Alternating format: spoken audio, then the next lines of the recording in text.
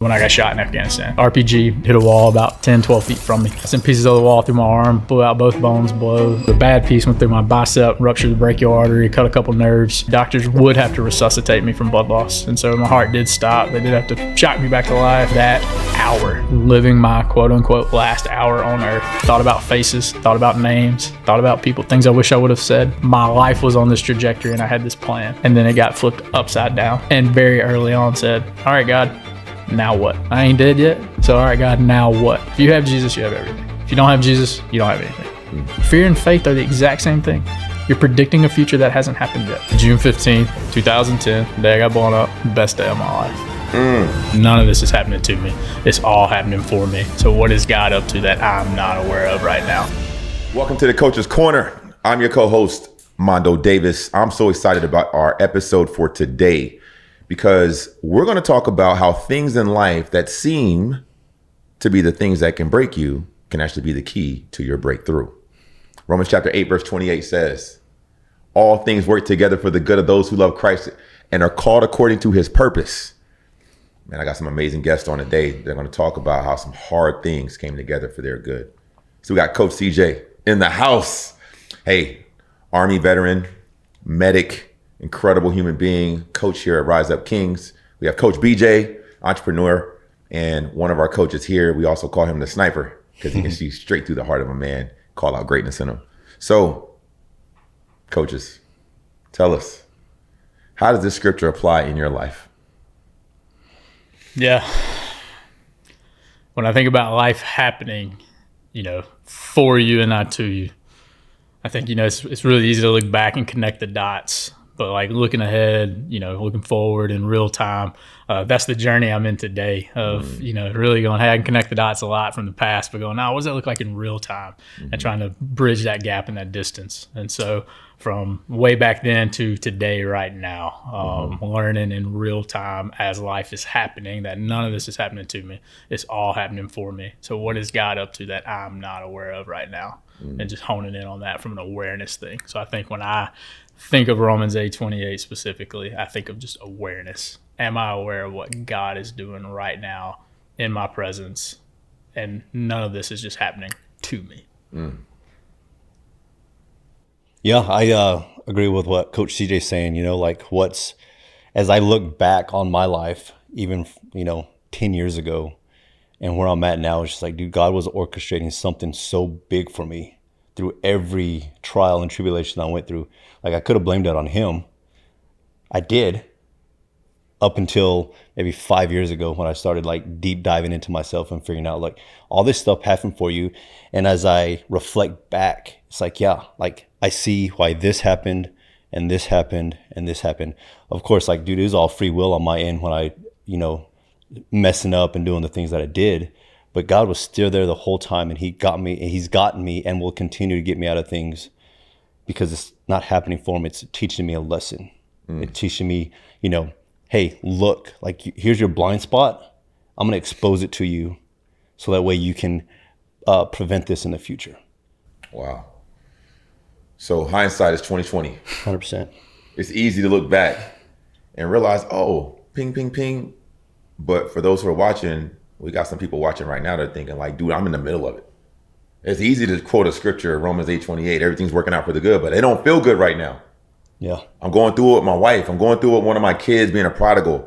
I got this addiction or this sin in my life that I just can't shake. You know what I mean? There's this situation that I'm walking through. It just reminds me of when I was playing football and I had this dream to go play in the NFL. And after 10 years of blood, sweat, and tears, sacrifice to get to this goal, and finally coming to the point of the realization of the dream and getting an interception in my first game, and then coming back against the Vikings and then running down that field and tearing my ACL on the first play of the game. And now I'm out for 18 months. It's how in the world is this working for my good? I literally just spent my entire teen years, childhood and early adulthood working towards this, and it just literally just vanished like this. Now I'm flirting with depression. I'm trying to figure out what I'm gonna do with my life. And I'm like, how is this coming together? But little did I know, the pain that I was going through, when I got the right perspective, actually became my platform. And now I get to connect with people through what I do here at Rise Up Kings and as a speaker to help them break through. and experience the pain becoming a platform. So has there been any moments in that same scenario for you where you have found yourself going through pain, but yet you look back and it became your platform? Yeah, I think really before I answer that part, just thinking about Romans 8:28 and just like the for good concept, is it doesn't mean that all of it is good. And for me, it's the mindset of just like not thinking neutrally. Like it just is. Like what's happening is happening. It's not always positive, and like, yeah, like that sucked. That was hard. That hurt. That was painful. And, we sometimes come in all cheerful, like, hey, let's, put a bow on it, pray on it. And it's like, I just, I can't put a car in reverse straight into drive. I got to go to neutral. And it's got to just be and sit and then go, okay, it is what it is. Now what am I going to do? Because if, teaching teenagers how to drive, you're talking about, going from, reverse to drive, or they drop it in park going 3 miles an hour. It's like, what that does to a transmission, but that's what it does to our souls. That's what it does to our minds when, hey, this hard thing is going on in my life. And then some positive message, positive thinking person comes in like, Pollyanna. You're like, that still sucks and it's hard. Yeah. But it doesn't have to be bad. Hard and bad aren't the same thing. And so for me, I experienced that probably the most like tangible, real aspect when I got shot in Afghanistan. So 21 years old, loved the Army, loved everything about it, was good at it, raised in the South, you, yes sir, yes ma'am, right place, right uniform, right time, that's it, don't complain, and nobody cares anyway, like just do your thing. And so like I loved what I was doing and, say, hey, this is what I want to do in my life. I'm good at it. I love it. Serving, part of something bigger than myself. This is it. And then bam, injured. And so, rocket hits a wall. Tell us what happened. Go for it. Yeah, go ahead. Tell us what happened in that moment. Yeah, so our outpost, lived at a combat outpost, southern Afghanistan, 40 dudes, no running water, no electricity, just living like literally in an Afghan compound that we had fortified.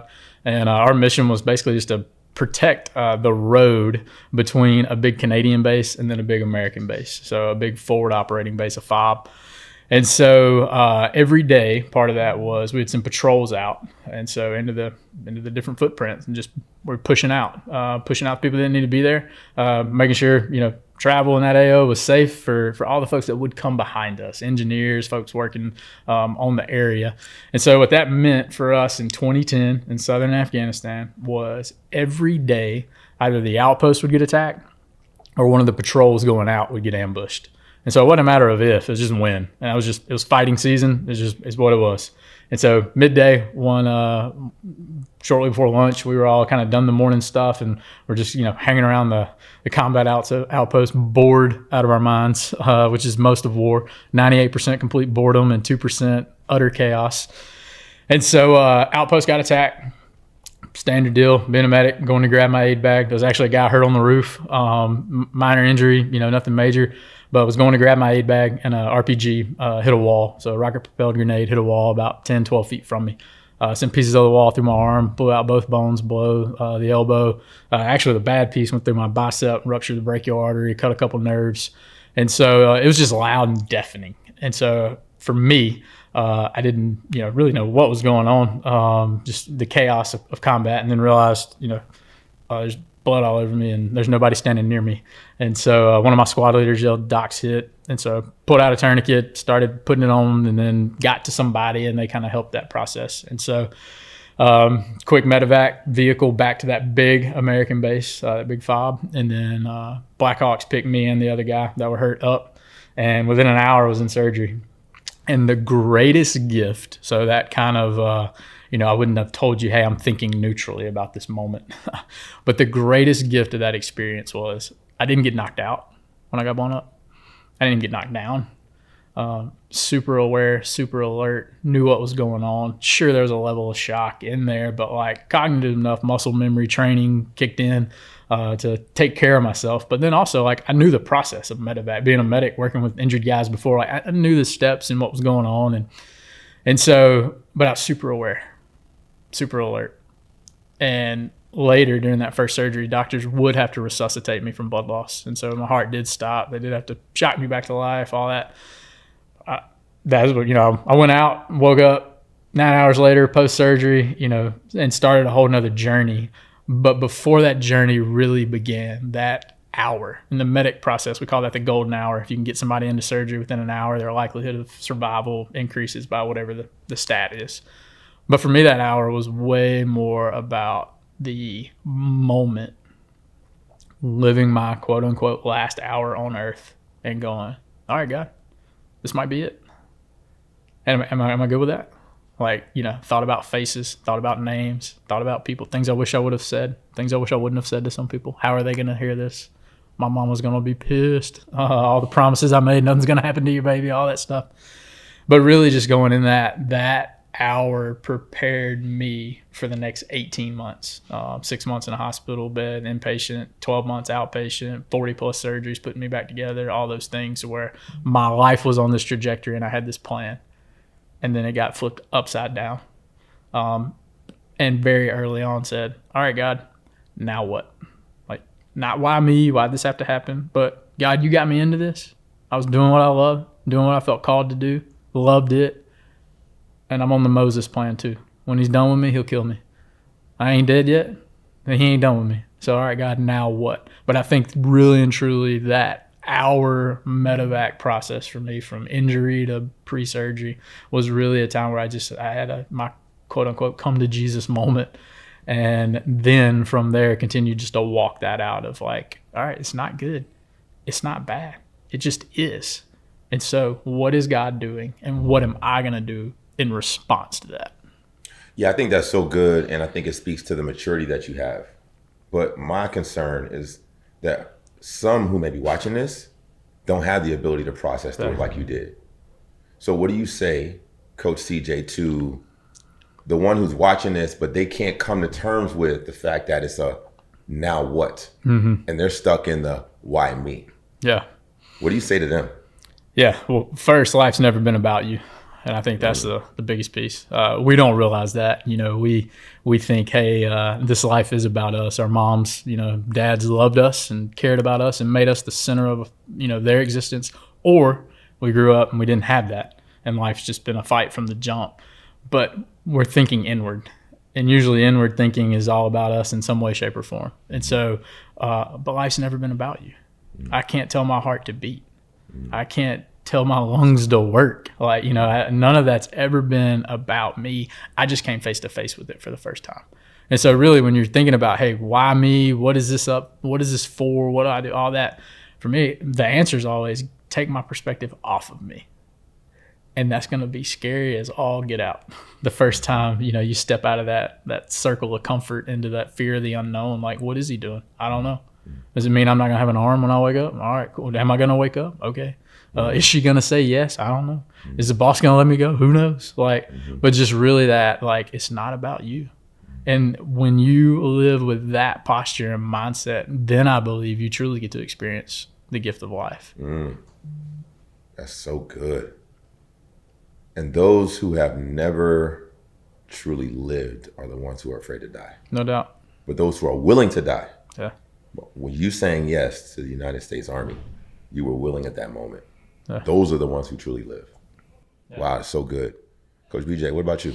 I was thinking about that, and you said something that just hit me right in the heart, and it was the prodigal son. And it reminded me of my middle son. Right. And so I didn't have contact with him for about a year and a half. So we moved back from Florida back to Texas, and he went back home, and he completely shut us off. I had no clue where he was at, what was going on, if he was alive, if he was well, he said, I'm done with you guys. I'm well, this is went victim mode. And I just spiraled out of control. So why is this happening to me? I'm his dad. He still should respect me. He should. And then I quickly realized, man, what lesson is being taught here? What do I need to learn from this right now? And I had to go way back to when he was younger, when I was trying to keep him under my thumb, right? Not let things happen to him. What if things happen for him and I let him experience life? But I wanted to keep reins on him because I didn't want him to go through the same crap that I went through. But that's how we grow. Wow. That's how we learn. And that's how we become how we overcome the obstacles in life is when we allow the things that happen for us. I didn't want things to happen to him. And so, of course, now that he was 18 and he was in Florida by himself and I was going victim mode, and it was just like, I talked to a therapist, and he says, what would the father of the prodigal son, what did he do? And of course, I'm all hyped up like, nah. I said, of course, that's the Bible said, like, he gave him his ring, he met him at the road, gave him his cloak, and killed the fattened calf. I said, yeah, but this is Aaron. And he's like, yeah, and you're that dad, and he's going to come home eventually. He goes, so what would it look like if you could roll your son into your life? He's not there, but what would it look like to roll him just into day-to-day life and just say, hey, he's doing what he's doing. Eventually he'll come back home. Eventually he's going to show up. And so that clicked with me, like, yeah, because if I were to think about the things that he was doing or not doing, I could build resentment, and bitterness goes to unforgiveness. And when we did meet, I would have all this unforgiveness, bitterness, and resentment toward him. So I literally did what that counselor or that therapist said, rolled him into my life, prayed for him. Whatever he's doing is going to happen for him, and he's going to learn from the mistakes. I can't baby him the rest of his life. And so about 3-4 weeks ago, he shows up in the backyard. I didn't have a ring, I didn't have a cloak, but I sure as in hell met him in the middle of the yard. Come on. Made my way to him, and he threw his hands over my neck. I got to throw my arms around him, and it was just like a moment. Yeah. I rolled my son into my life. No bitterness, no unforgiveness, no resentment. Just rolled him into life. And God was like, this is what he needed. He didn't need a dictator. He just needed a dad. So good, man. Yeah. That just really hit me, man. I'm thinking about your story, Coach C.J., and then what you just shared, Coach B.J. And I literally, right before we started this podcast, just came out of a beautiful culmination of seeing the repair relationship with my oldest daughter. So if you don't know, we have 11 children. My wife and I have been together 23 years, married for 19. And it's never a dull moment in our house. I'll just say that. My oldest, she's 17 years old, and we stepped into a new season with her where, as parents, we needed to grow. And I didn't realize this need for my growth and development as we were loving and managing and just having this amazing opportunity to love all these kids. So it came to a point where my oldest daughter was needing more space to spread her wings. And when you're dealing with little ones, it's these 3 phases of training. Don't touch the stove, don't cross the street. Unless you look up, it's just boom, boom, boom. But then we go out of the training phase into this teaching phase because they start asking why. And it's like, well, why can't I touch the stove? Daddy, why? Okay, you're going to burn your finger, but they might need that experience.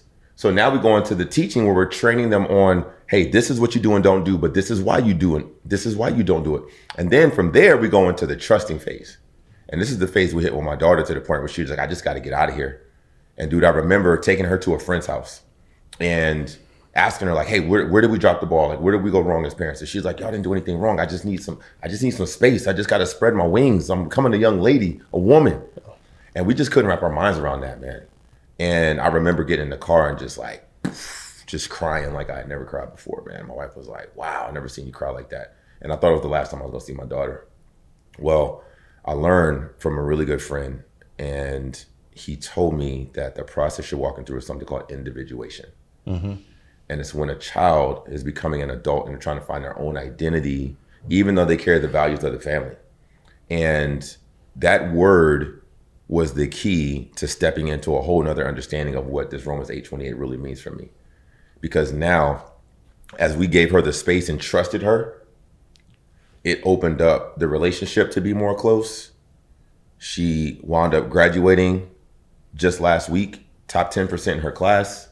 She has been dating a young man for the last 4 years. He asked for her hand in marriage. I had the honor of walking her down the aisle, officiating her wedding. And we just literally sent her off to the Air Force. And she just sent this amazing text and was like, thank you so much for mommy and daddy for always supporting me. I love y'all so much. And man, like in the moment, if I didn't realize that this is happening for me and God is trying to expand something inside of me regarding my love for my daughter, my ability to trust, I could have lost that relationship. It could have been a permanent prodigal. But it worked out for me because God was trying to grow me as a father.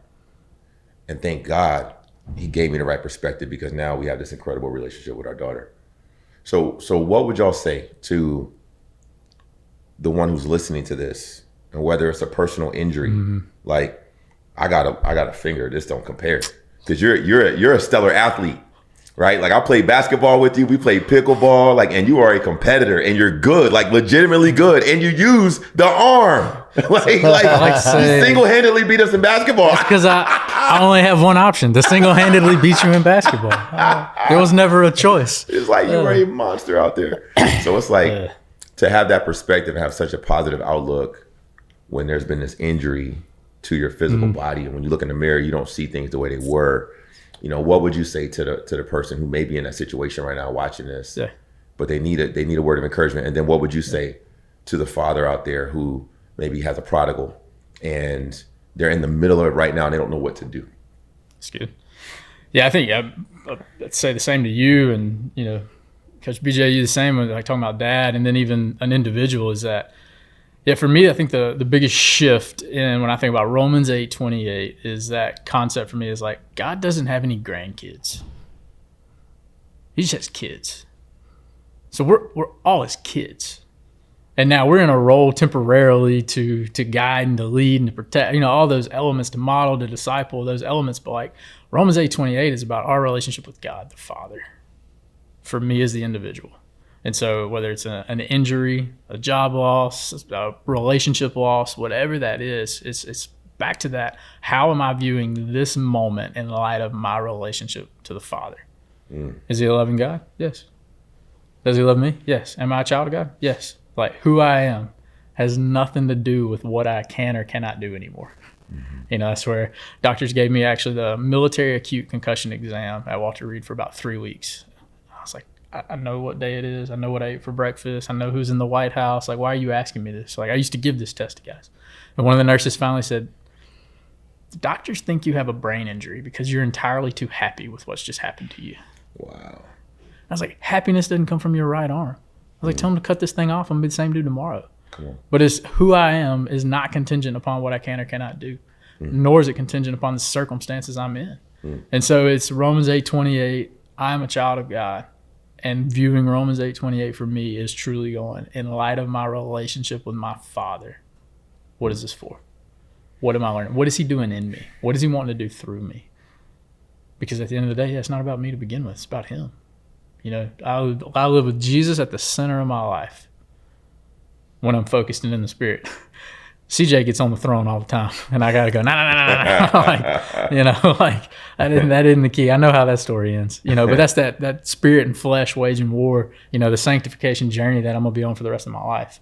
But at the end of the day, when he is at the center of my life, I know I have a good Father. That's enough. That's it.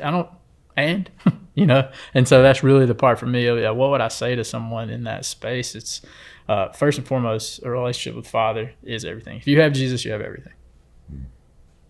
Point blank. If you don't have Jesus, you don't have anything. I don't care what you got. It ain't going with you. None of it will matter.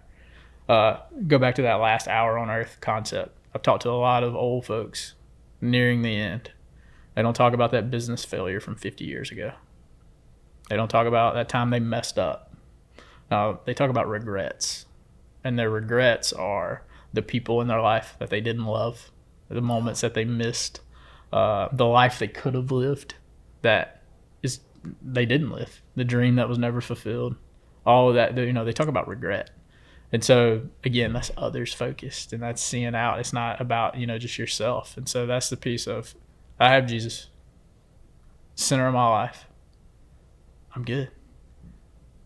Now I can go live knowing whatever's going to happen is going to happen. And my job, not to live so positive Pollyanna that I'm missing realness and real life and real stories and real hurt and real pain, because Jesus met people in pain all the time. But I'm also not living in this negative mindset, because negativity works all the time. It just works negatively. And so I don't want that either. And so but living in that moment, in that space of just being, so that I can do what I feel called to do in those moments, regardless of the circumstances. So good. Yeah, I'll agree with what Coach C.J. just said with the part on regret. Like, regret of not, being able to go back and change what I did with my boy. Well, what can I change now? How can I show up now? Right? I don't have to agree with everything he's doing. And it's not my place to tell him everything he's doing wrong. And that's where I was messing up in the first place, was telling him everything he did wrong. Why are you doing that? Why are you doing that? Just on him. He didn't need that. Hey son, I love you. How's life going? How you doing? How you feeling? Oh man, I'm terrible. Yeah, I'm sorry, son. Like, let me pray for you. What do you need from me? What's going on? I can't change the past. As much as I'd love to, I can't change the past. But the past taught me how not to be in the present or the future. How can I show up in the now? How can I show up for the now, not only for my son, but for myself and for others, for my wife, and for my other two boys, not just my middle one, not just Aaron. How can I show up for everyone around me? That's what it's all about. Like, how can I show up now, the best version of myself? How can I show up? Because when I do show up, people want to be around me. When I show up in the best version. When I'm not in my best version, you've seen me a couple of times, right? It's not it's like you're off. What's going on? Like, I feel there's some tension. Nobody wants to be around somebody who has that tension. Yeah. And it's like men like you calling another man up. Hey bro, what's going on? Yeah. And giving them that hard feedback. But just being present in the lives of the ones that you love. That's really and good. Making, right, getting to make those amends. Not waiting for them to come to you, leaning into them and doing that hard thing. Yeah, I like to call that leaning into the awkward. Yeah, or we say Instead hugging of the pulling cactus, because that's hard. Hugging the cactus. Hugging the cactus. Yeah, it's Yeah. good. So it reminds me of this quote. You can't change the past. You can't control the future, but you can enjoy the gift of the present. And if we lean in to see life as a gift and we enjoy every moment, because time is built in memories. When you think about it, as I was just sending my daughter off from MEPS to go down to Lackland Air Force Base in San Antonio, I just had this flash of her life, from holding her as a little baby, feeding her the bottle, pushing her on the swing at the park, and just watching her grow up. And now she's a literal grown woman. I was just there, standing there with her husband. I'm like, oh my gosh. My father-in-law, he's like, Mondoe, congratulations. You're officially getting old. I was like, what's that make you, Bob? But man, so I'm thinking about the person listening to this right now who's like, okay, all this sounds good. I appreciate where you guys are coming from, but I don't know how to get unstuck in this mindset where I find myself in this loop and I keep getting the same results in my life, whether it's constantly getting the same results in your marriage where there's distance, or you maybe have gone through a divorce, or you're not able to really connect with your kids, or you're not getting the results you want financially, or you can't really break free from this sin that's showing up in your life, or this negative mindset, but you keep going around and around and around and around. You love God, you believe the scripture to be true, but yet you're stuck. You hit on something a moment ago talking about feedback. Talk to the person right now that feels stuck and they want to believe this. They genuinely love Jesus. But it's like, I can't get out of this depression. I can't get out of this anxiety. I can't get myself in the right state where I can change my situation. And I look up now, and 5 years ago, I was having the same conversation, but the lifestyle hasn't changed. What does that person need? Give one thing that's just like, hey, if you did this, what's that look like? One thing, the perspective. Like, stop being, want to get real? Stop focusing on me, you're just in this laser vision, like just like this. You just have like this monocular like this, and life is just like this, and you can just, that's all you see is everything that's happening bad to you. Drop the monocular and get into an eagle's eye view of life and look how life has been. And when you can do that and you can see where God has shown up, then you can start making those adjustments in life. But it has to come from a perspective. You got to get in a different perspective. So good. A different view. That's good. Yeah, I think one thing I'd say is destiny, your future destiny. Destiny is created in the present moment. So you're not defined by your past. You're defined in real time with the choice you make next. And so do you really want that? Your actions don't show it. Like if you want to do different things, then you have to do things differently. And so that's the action of just as much of what do you need to do and what do you need to stop doing? What's been holding you back? But it's, I mean, you don't really have a choice. I think that's probably the biggest illusion is we think we have all these choices. And it's really not. Like if I am committed to being a loving husband, I'm going to love my wife like Christ loved the church. An engaged father, an intentional father. It's not about me. I don't have a choice to go home and watch Netflix for 4 hours a day. I don't have a choice to go to the deer camp every weekend or to go play golf every Friday. Like I don't have that choice. It's the same way with MJ. Those guys, they didn't have a choice. If you want to be great, here's what greatness requires. Average and greatness are both choices. Ooh, yeah. So you're just choosing it. And you talking about Michael Jordan, right? Yes. Oh yeah. By the way, Yeah. Chicago Bulls, Yeah. the GOAT. No, I know. I love LeBron, but I'm just saying, Coach C.J. hit it right on MJ, the GOAT. Yeah, I'm a 90s kid. So Let's go. ahead, man. Come on, baby. But not really and truly that there is like this illusion of a choice. It's not like you don't really have all these choices. So the question is, are you going to do it or not? And you say, hey, I want that. Your actions don't prove that. So what I hear you saying, Coach, is this: stop lying to yourself. If you don't have the results that you're looking for, you're lying to yourself. Amen. So we love you. And the question is, do you want to keep getting the results that you're getting? Because they call that insanity when you keep doing the same thing, expecting different results. If you don't want the results you're getting right now, then you have to change something so it can change everything. Could things be the way they are because of the way that you are? What's the one thing you can change that will change everything? If you will change, then everything will change for you. Start today. No shame. Final thoughts. Yeah, I think it's what you focus on, perspective piece. Because, I'd tell you June 15th, 2010, the day I got blown up, best day of my life. Whew. Hold on, pause. I gotta address this elephant in the room. So I think it's a compliment to your spiritual maturity. But my concern is that there's people who aren't there. Mm-hmm. And that gap is so wide for them. It's like the Grand Canyon. They're like, dude, like I got so much respect for this man who was willing to lay down his life to protect the freedom that we so enjoy. And to say I got blown up and it was the best day of my life I can feel it. There's a stretch. Somebody's sitting there thinking like, really? The best day of your life? Yeah. And they're walking through this thing and they're ready to die. Close that gap. Yep. How do you cross the Grand Canyon? It's a step at a time. But it's like, what am I going to focus on? Am I going to focus on that big cliff way up there? Am I going to focus on the heat? Am I going to focus on I only got one bottle of water? Or am I going to focus on this next step? In through your nose, out through your mouth, one step. Because, all right, here's where I can focus on that. Yeah, I've gotten to stand on platforms all over this country and share.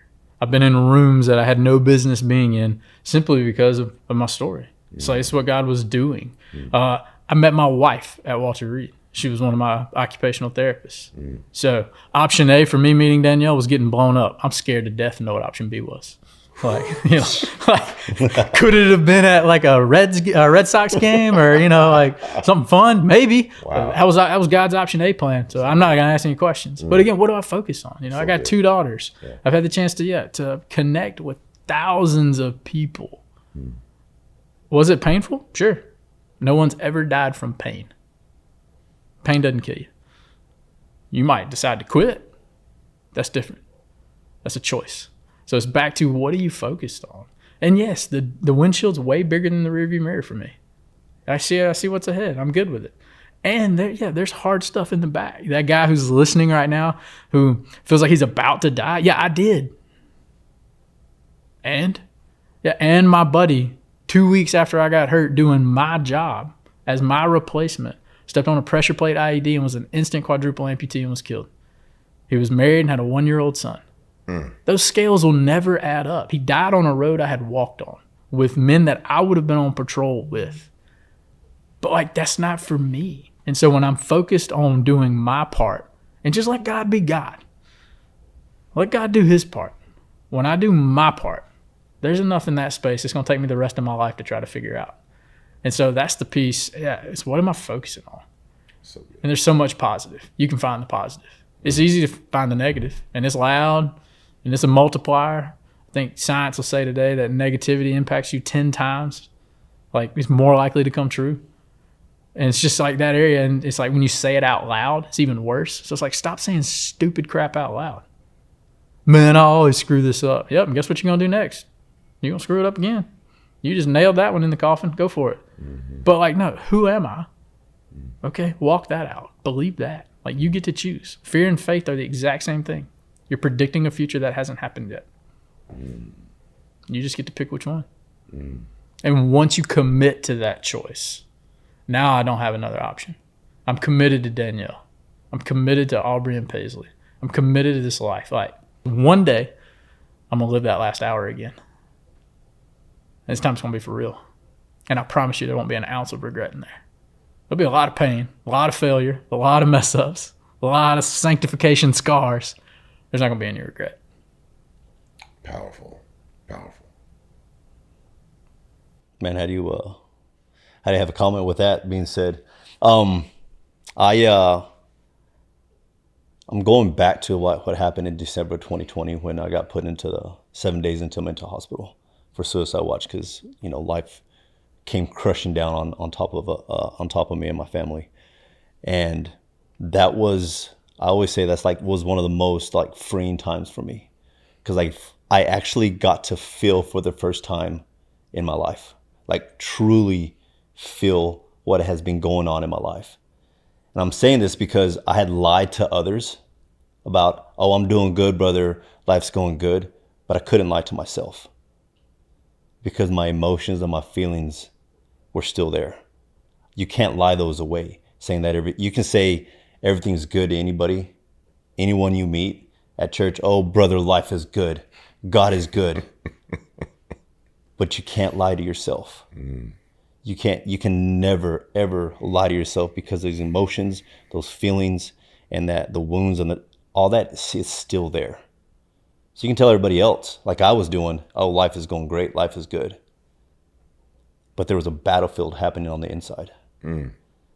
You have to come to the grips of realization that, hey, life isn't going good. And that's when my journey with Rise Up Kings happened 2 months after that. And I was able to start opening up and all right, this is why, and extracting the bad and just puts strings coming off you, just pulling them out. All right, here's this. And I'm still doing that. Right. And I do, it's hard because I do find myself, oh, it's good, but I got to pause and am I really good? No, I'm not, because this came up and I suppressed it. All right. Now journal about it, process, call somebody about it. Hey, this is what's happening. Because I don't want to go back to what was because I was lying and not giving myself the space that I needed to feel. So beautiful. So I love what you shared about perspective and being willing to open up and allow others in. And all of us have these caverns and caves in the depths of our hearts and souls. And it's the place where we store the trauma and the shame. And if we don't allow the light to shine to cast out that darkness, then the very thing that we're trying to hide is the very thing that kills us from the inside out. So as Coach BJ, as Coach CJ have shared with incredible wisdom, I want to encourage you as you're listening to this, if there's something in the depths of your heart and soul that's keeping you up at night. It wakes you up in the morning. It's something that you haven't been able to get resolved. It is literally eating away at your emotional and mental capacity, your energy, your ability to show up for your family, your ability to show up for your wife, your ability to show up for your kids and be present, your ability to crush it in your job, your ability to make a difference in this world. You are dying from the inside out.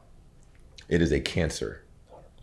But today you can make a decision. Right now in this moment, you can make a choice that can change your entire life. And that is to be vulnerable, because that vulnerability is the key to your victory. And then when you're able to do that, and you're able to realize that you're not alone, and there's other people that have gone through what you've experienced, whether it's a prodigal child or an injury or some mental pain that you're walking through that you need help with. There's people here that are professionals that can help you with that. And all you got to do is raise your hand and say, hey, I need help. That's how you get your freedom. So I want to leave you with this thought as you're watching this. So this bottle right here, it says what? What does it say? You watching it? What does it say? What you see? I say, pray first and leave a legacy. What you see, Coach C.J.? Leave a legacy. It's not what I see. Y'all want to know what I see? What do you see? I see Rise Up Kings, and it's a black bottle. What do you see? What's on the inside of it? Water. Right? What does water do for you? Hydration. Quenches your thirst. Yeah. What does Jesus do for you? Mm-hmm. Come on. If you want to get really technical, Yeah. he quenches your thirst when you're thirsty. That's right. So come to Jesus if you're He makes that barren wasteland, right? Boom. He makes it to where you can live in it and it's tolerable. Yeah. So if you're thirsty in the depths of your soul and you're crying out for affirmation and attention, maybe you need to go to the everlasting water, the water that brings life. What do you see, Coach? Coach C.J.? Rise Up King's water bottle. Rise Up King's water bottle. So you trying to call me a liar? You trying to call me a liar? I don't see that. You trying to call me a liar? That's right. I have a different perspective. You have a different perspective. So what if your situation, that job loss, that divorce, that health scare, that report from the doctor, you're seeing one side of the situation, but there's a whole other side, and all you got to do is ask to see the other side, and you're going to get a whole different perspective on your scenario. And as you deep dive into it, guess who's waiting to quench your thirst? That's right, Christ. So you might be calling other people a liar because they're calling a duck. And if you got 5 people in your life that look at it and say it's a duck and it quacks like a duck, it's probably a duck. I'm just saying. And maybe if you were willing to step on the other side of your situation and get a different perspective, it can change everything. And I want you to know that God sees the whole thing. So when you come to him, you can't lose. So I'll leave you with this. There's a story about a man that I want to share with you. And this was when I was playing college football at the University of Delaware. And my buddy Butch shared this story with us because it was a really hard day in practice. It was like 100+ degrees and everybody was tired. There was a lot of injuries. We had a guy get really hurt. He can no longer play football, almost got paralyzed. Like it was just a horrible week. And this scripture, Romans 8:28, it's like, how can this apply in this situation? And my buddy pulled everybody together and he was like, hey man, I want to tell y'all a story about a man who went to sleep. He had this dream and he had a desire to do something for Christ. And Christ gave him this vision. He said, when you wake up in the morning, there's going to be this big rock right outside of your door. I want you to go outside. I want you to push that rock with everything you got. And he woke up and he looked outside and the rock was there and he got to pushing. He was excited. And then over the course of day by day, his faith was strong. He was excited about showing up and people started to come and watch. So as people are coming to watch, it gets to a point where after a week, there's this atheist that shows up and was like, man, what are you doing? This is foolishness. And he's like, I'm doing this for God. I'm going all out. And he's like, you look like a fool. And people are making a mockery of him. He goes back in, he's upset, cries out to God, you're making a mockery of me, Lord. People are laughing at you. They're laughing at me. This is embarrassing. He's like, why'd you tell me to go out and move this rock? And as he's praying, God says to him, did I tell you to move the rock or did I tell you to push the rock? See, look at your shoulders, look at your chest, look at how strong you've gotten in this process. Look at your thighs, look at your skin and how the sun has tanned your skin. Look at the mental toughness. Look at the faith that you've exercised. Look at the way that people have come to see you step out of your faith. Look at the strength that has been cultivated in you. I never told you to move the rock. I just told you to push it. My question is, what's that rock for you? And you're thinking you're supposed to move it, but God just wants you to push because there's something deeper inside of you that he's developing. So I'll leave you with this. If you find yourself stuck, just remember to push. Pray until something happens. And remember that every situation that you're walking through is happening for you, not to you, because all things work together for the good of those who love Christ and are called according to his purpose. He is no respecter of person. We love you. We look forward to seeing you in our next episode of the Coach's Corner podcast. Peace.